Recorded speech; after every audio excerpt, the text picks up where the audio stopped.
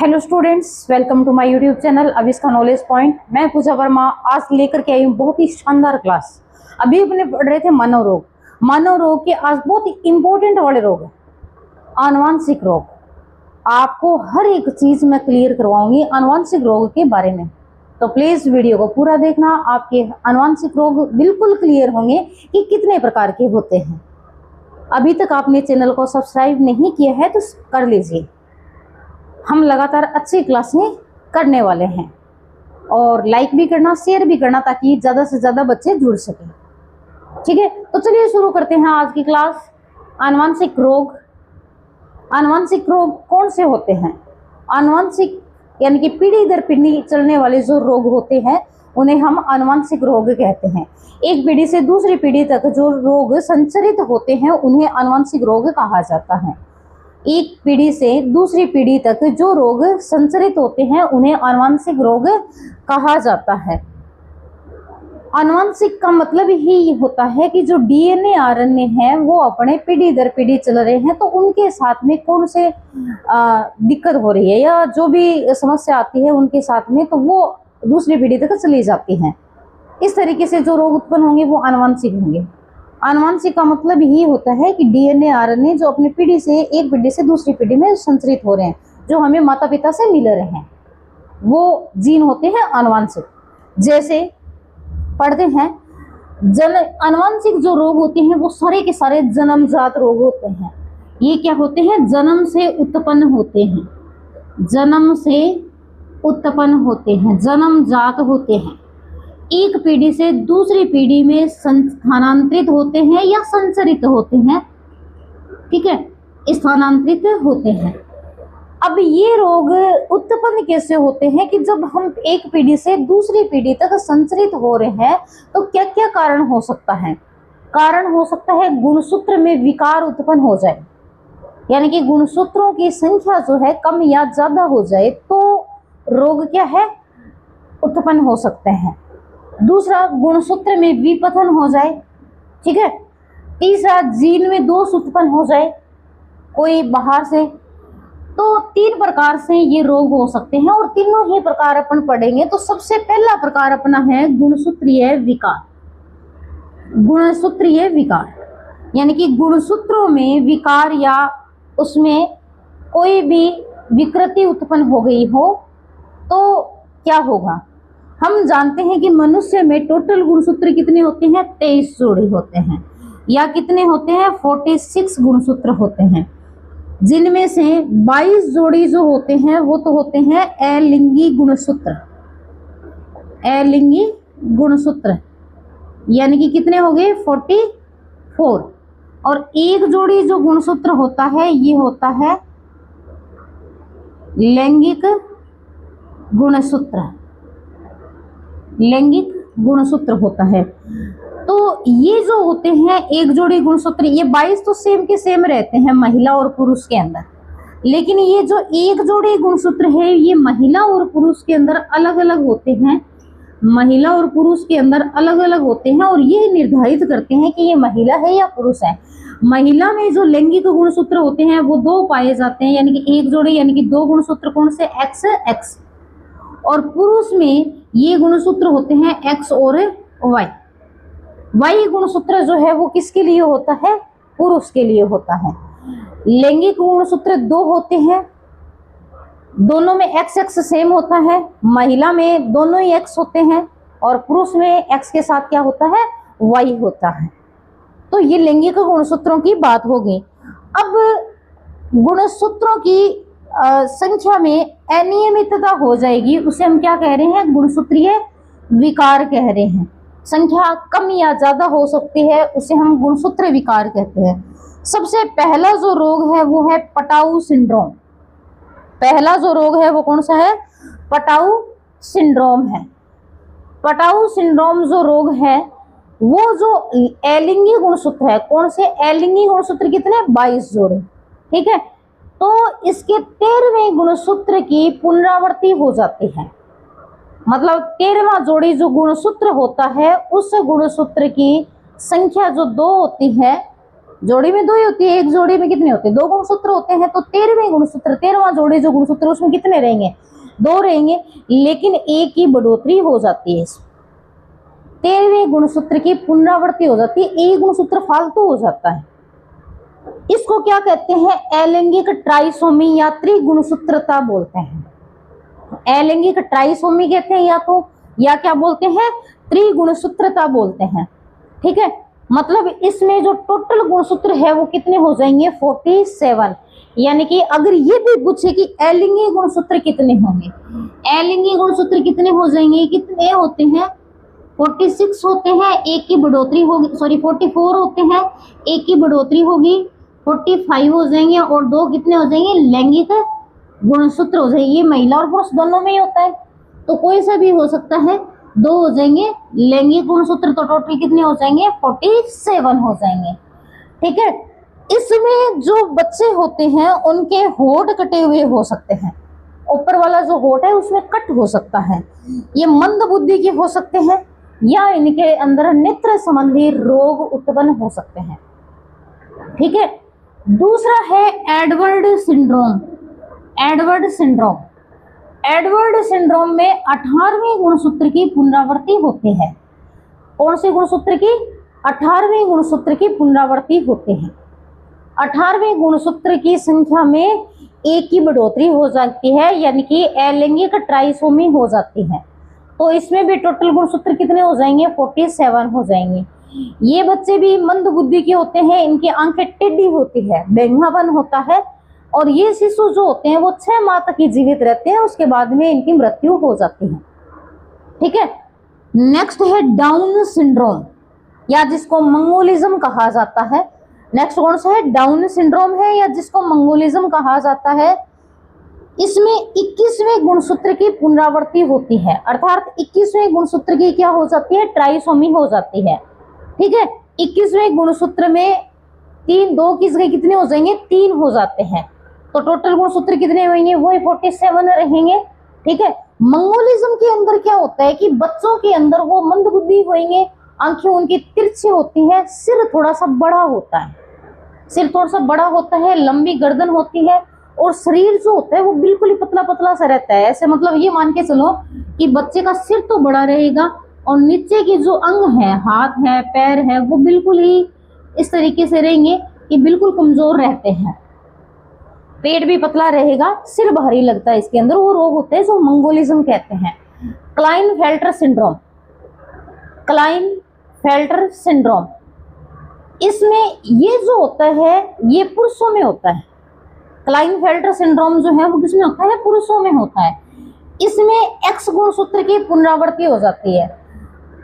कौन से की, एक्स गुणसूत्र। टोटल गुणसूत्र कितने होते हैं, पुरुष में 44 तो ये हो गए, और एक होता है एक्स और एक होता है वाई। अब इसमें क्या होगी कि एक्स गुणसूत्र की पुनरावृत्ति यानी कि बढ़ोतरी हो जाती है, एक्स गुणसूत्र की क्या हो जाती है, बढ़ोतरी हो जाती है। तो टोटल गुणसूत्र कितने हो गए, 47। तो इसमें लक्षण क्या होंगे, जो पुरुष है उसमें क्या हो जाएगा कि उनकी वृषण जो ग्रंथि होती है, ठीक है, जिसमें स्पर्म बढ़ते हैं, वो अल्प विकसित रह जाती है। ठीक है, स्तन ग्रंथियां जो महिलाओं के अंदर ज्यादा विकसित होती है, वो पुरुषों के अंदर भी विकसित होने लग जाते हैं। ठीक है, तो क्लाइनफेल्टर सिंड्रोम समझ में आया। लास्ट है इसका, यानी कि जो अपन पढ़ रहे हैं गुणसूत्रीय विकार, गुणसूत्रीय विकार का लास्ट है टर्नर सिंड्रोम। टर्नर का मतलब होता है कम। ठीक है, तो ये महिलाओं में होता है, और महिलाओं के अंदर एक्स गुणसूत्र की कमी हो जाती है, यानी कि विलोपन हो जाता है। एक्स गुणसूत्र का क्या हो जाता है, विलोपन हो जाता है, कम हो जाता है। जैसे गुणसूत्र कितने होते हैं, 45, 44 तो अलैंगिक हो गए। लैंगिक गुणसूत्र में केवल एक एक्स ही होता है, दूसरा एक्स नहीं होता। दूसरा जो एक्स है उसका क्या हो गया, विलोपन हो जाता है। तो इसमें महिलाओं का जो शरीर है वो अल्प विकसित रह जाएगा, हाइट कम हो जाएगी। ठीक है, जननांग भी विकसित नहीं होंगे, और ये स्त्रियां जो होती है वो बांझपन का, ये यूं कहेंगे इनके अंदर बांझपन का गुण होता है। जब जननांग विकसित नहीं होते तो स्त्रियों में किसी भी प्रकार की कोई लैंगिक क्रियाएं नहीं होती है, या लैंगिक अंगों का विकास नहीं होगा, तो वे स्त्रियां बांझ होती हैं। ये कौन से है? गुणसूत्रीय विकार के कारण। कौन कौन से? एक है पटाउ सिंड्रोम, एक है एडवर्ड सिंड्रोम, एक है डाउन सिंड्रोम, एक है क्लाइनफेल्टर सिंड्रोम और एक है टर्नर सिंड्रोम। पांचों को आप शॉर्टली भी याद कर सकते हो। पांचों को आप शॉर्टली याद करो तो पटाउ और एडवर्ड और तीसरा है आपका डाउन सिंड्रोम। पटाउ में तो कौन से गुणसूत्र में हो रहा है? 13वें गुणसूत्र में। एडवर्ड में कौन से में हो रहा है? 18वें में। और डाउन में कौन से में हो रहा है? 21 में। 13, 18, 21 PAD से याद कर सकते हो, यानी कि PAD 13, 18, 21। क्लाइन में केवल पुरुषों में, ठीक है, X गुणसूत्र ज्यादा, और टर्नर का मतलब होता है कम। कम तो पुरुष स्त्रियों में होता है, एक गुणसूत्र कम हो जाएगा, ठीक है। तो ये थे गुणसूत्रीय विकार के कारण जो आनुवंशिक रोग होते हैं वो। नेक्स्ट है अपना गुणसूत्रीय विपथन के कारण आनुवंशिक रोग। विपथन का मतलब होता है, वी का मतलब अलग, पथ का मतलब रास्ता, ठीक है। ऐसे गुणसूत्र जिनका रास्ता चेंज हो जाता है, कुछ ऐसी घटनाएं होती हैं। तो देखो इसमें होता क्या है कि किसी एक गुणसूत्र का टुकड़ा टूटेगा और वो किसी दूसरे गुणसूत्र के साथ में जाकर के जुड़ जाएगा, यानी कि वो रास्ता चेंज कर लेता है। इसको क्या कहते हैं? गुणसूत्रीय विपथन कहते हैं। जैसे देखो कि यहां से कोई भी गुणसूत्र है, उस गुणसूत्र का कोई भी एक टुकड़ा या खंड टूटा और टूट करके अलग हो गया। टूट कर क्या हो गया? अलग हो गया।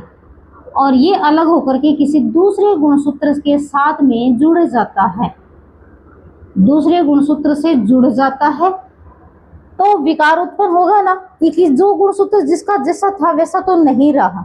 क्योंकि पर्टिकुलर जो गुणसूत्र होते हैं या जो एम्ब्रियो निर्माण होता है उसकी एक फिक्स स्ट्रक्चर होती है।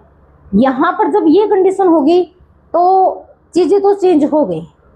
अब इसमें दो रोग आते हैं अपने। एक है फिलाडेल्फिया 22 का मतलब 22वें गुणसूत्र। 22 का मतलब 22वां गुणसूत्र का एक टुकड़ा टूटेगा या एक खंड टूटेगा और 9वें गुणसूत्र के साथ में जुड़ जाता है, 9वें गुणसूत्र के साथ में जुड़ जाएगा।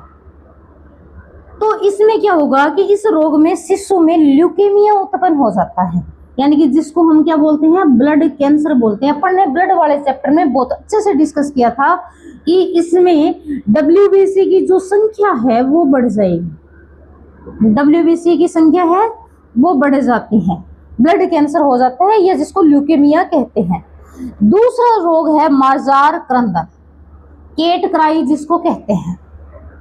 इस केट क्राई, केट का मतलब बिल्ली, क्राई का मतलब रोना, बिल्ली की तरह रोते हैं। इसमें 5वें गुणसूत्र का टुकड़ा टूटता है और 15वें गुणसूत्र के साथ में जाकर के जुड़ जाता है। 5वें गुणसूत्र का टुकड़ा टूटा और 15वें गुणसूत्र के साथ में जाकर के जुड़ गया।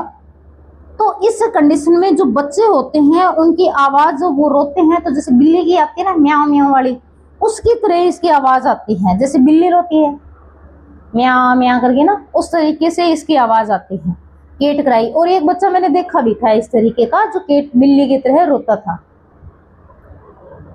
बाद में तो पता नहीं क्यों इधर उधर चले गए, तो देखने का मौका नहीं मिला, पर जब वो शिशु था तब मैंने उसको रोते हुए सुना था। जीन दोष के कारण, मतलब जो अपने गुणसूत्र होते हैं उसमें जीन्स होते हैं, उन जीनों के अंदर दोष उत्पन्न हो जाए, ठीक है, जो DNA RNA वो जीन्स हैं, उनके अंदर कोई विकृति उत्पन्न हो जाती है, तो ये रोग होते हैं जीन दोष के कारण। इसमें दो रोग आते हैं, एक है हीमोफीलिया और दूसरा है वर्णांधता। हीमोफीलिया, हीमो का मतलब हीम ब्लड, ठीक है। इसमें वैसे रक्त का थक्का नहीं जमता है, बस ये दिक्कत आती है। ये कौन से गुणसूत्र पर होते हैं? X गुणसूत्र पर इसका बिंदु होता है या जीन होता है। X गुणसूत्र पर इसका क्या होता है? जीन होता है। इस X गुणसूत्र पर जीन होने के कारण उस जीन में क्या आ जाता है? विकार आ जाता है, ठीक है, या यूं कहें कि खराबी हो जाती है। X गुणसूत्र पर जो जीन, हीमोफीलिया का जीन कहाँ पर होता है? X गुणसूत्र पर होता है। और X गुणसूत्र पर उस जीन के अंदर क्या आ जाती है? खराबी आ जाती है। तो कौन सा रोग हो जाता है? हीमोफीलिया हो जाता है। अब इस रोग में स्त्रियों में कितने क्रोमोसोम होते हैं? दोनों एक्स एक्स होते हैं।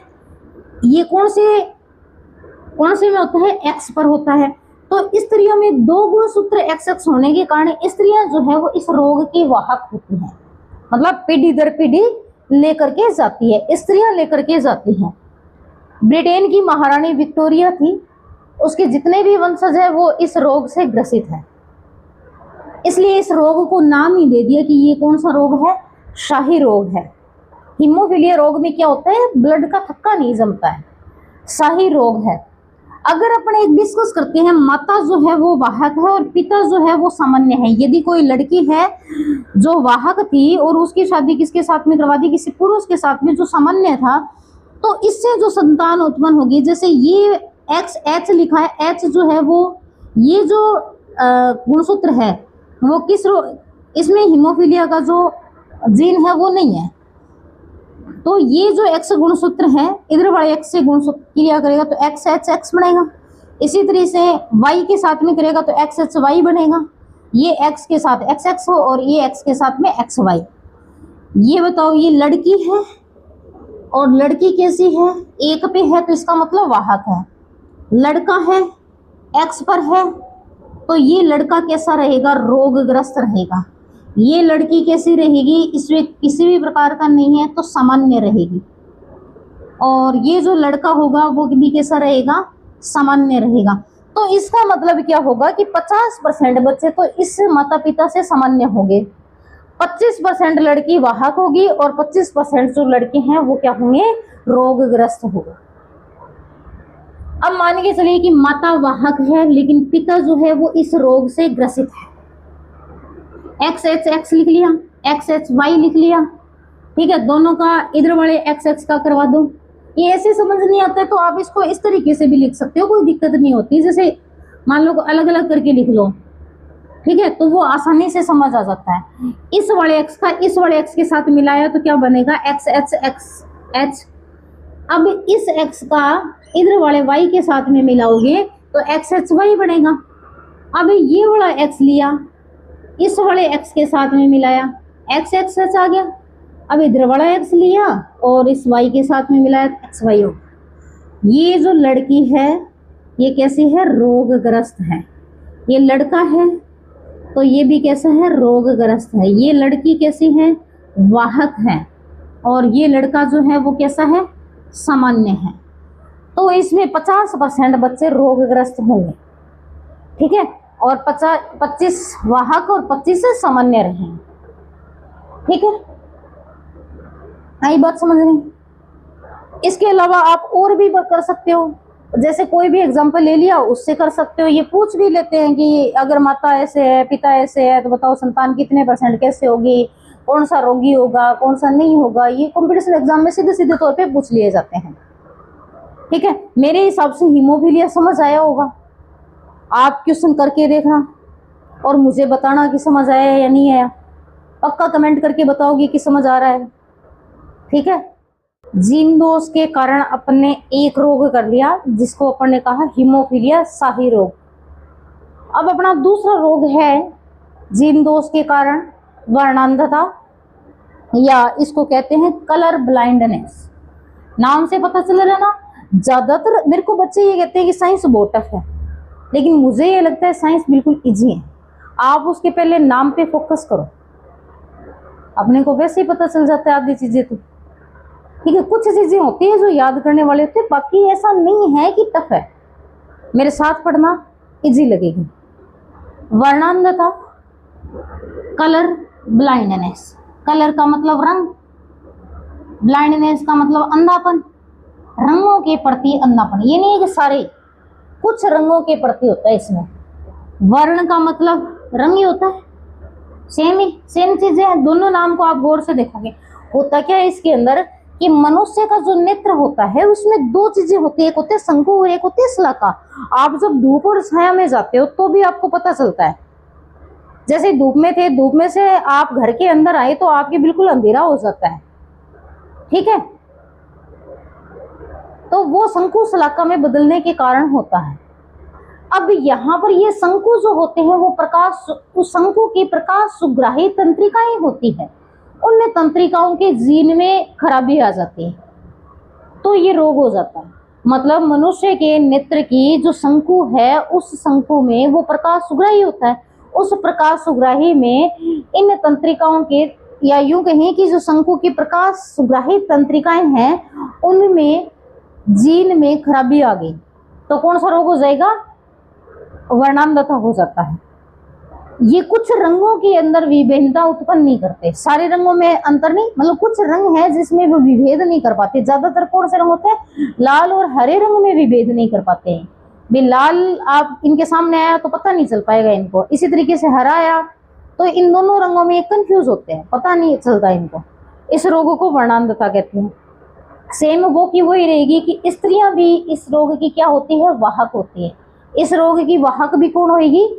स्त्रियां होती है। क्यों होती है? क्योंकि उसमें कितने गुणसूत्र होते हैं? 2 गुणसूत्र होते हैं। 2 गुणसूत्रों के कारण वो क्या होती है? इनकी वाहक होती है। जैसे एक बार थोड़ा सा डिस्कस कर लेते हैं कि सामान्य महिला में कौन से क्या होता है? XX गुणसूत्र होता है। जो वाहक महिला है उनमें एक गुणसूत्र तो सीधा सीधा रहता है, सिंपल ही रहता है। दूसरे गुणसूत्र पे क्या होगा कि ये इसका जीन जो है वो शो होगा। सी और बी लिखा है, सी का मतलब कलर और बी का मतलब है ब्लाइंडनेस।